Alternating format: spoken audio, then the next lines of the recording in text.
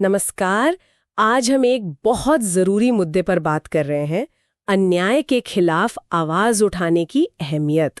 हमारे पास एक लेख है, अन्याय के विरुद्ध आवाज, उसके कुछ हिस्से हैं। इनमें ना एक ही बात को, मतलब अन्याय का विरोध क्यों जरूरी है, इसे अलग अलग तरीकों से समझाया गया है।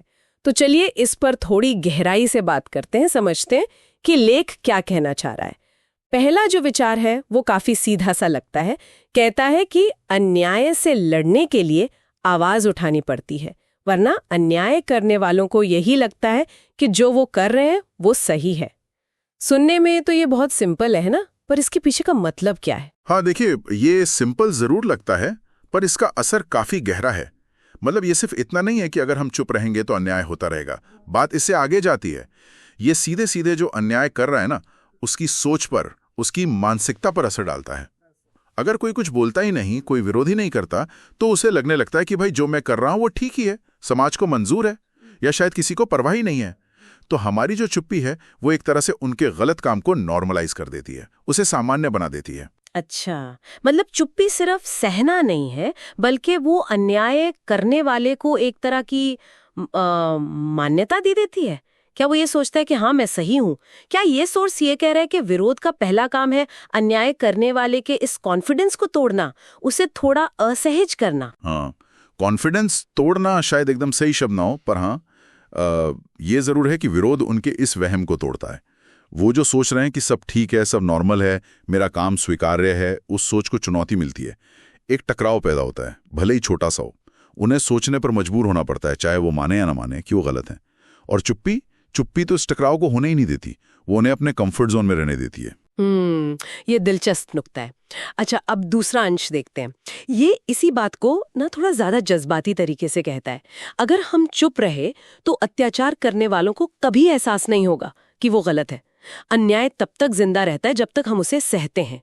इसलिए बोलो, क्योंकि तुम्हारी आवाज किसी की आजादी बन सकती है। यहाँ तो बोलने को सीधे सीधे किसी की आजादी से जोड़ दिया है। ये पहले वाले से काफी अलग लग रहा है ना?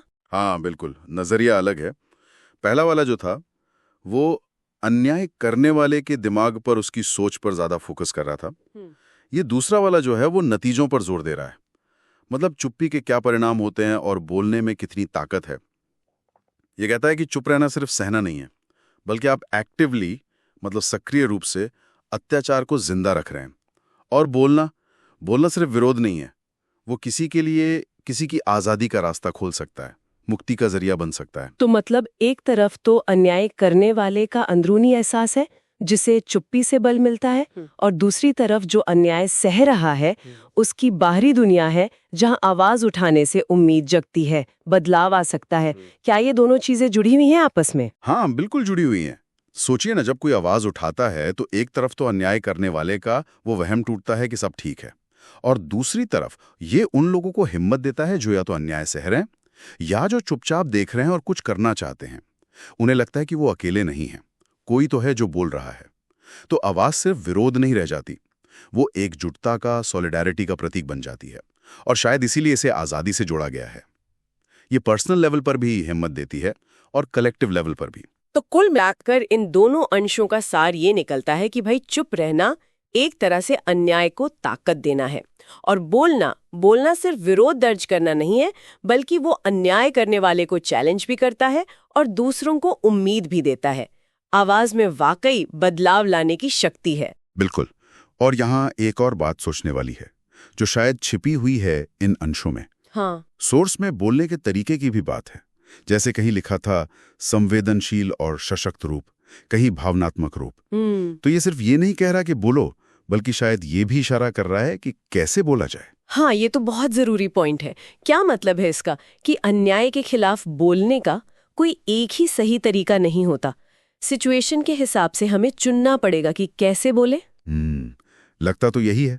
हो सकता है कुछ हालात में आपको बहुत तर्क के साथ, फैक्ट्स के साथ पूरी ताकत से अपनी बात रखनी पड़े, खासकर तब जब आप सीधे किसी अथॉरिटी से या अन्याय करने वाले से बात कर रहे हो। राइट। उनके तर्क को काटना हो।